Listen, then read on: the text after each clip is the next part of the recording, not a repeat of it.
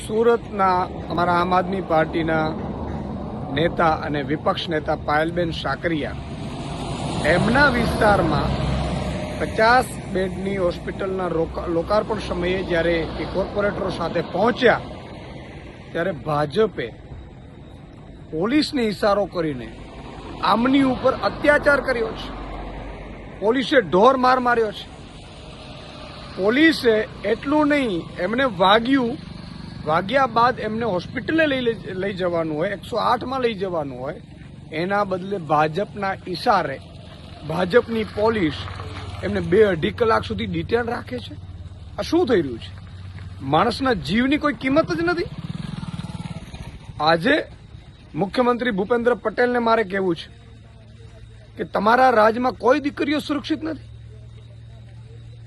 એક બાજુ તમે દીકરીઓ અને સુરક્ષાની વાત કરો છો અને બીજી બાજુ ચૂંટાયેલા પ્રતિનિધિઓને તમારી પોલીસ ઢીકાપાટું કરે છે અને એમને હોસ્પિટલ લઈ જવાના બદલે ફરીથી ડિટેન રાખે છે. આ થઈ શું રહ્યું છે? આ ખૂબ જ દુઃખદ છે.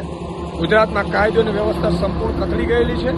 હું માંગ કરું છું મુખ્યમંત્રી શ્રી સાથે કે આમની ઉચ્ચ સ્તરીય તપાસ કરીને જે પોલીસ કર્મચારીઓએ ન માત્ર પાયલબેન પરંતુ બીજા અમારા કોર્પોરેટર સાથીઓ સાથે પણ ઝપાઝપી કરી છે, એમને પણ લાફા માર્યા છે એવી મેં વાત સાંભળી છે.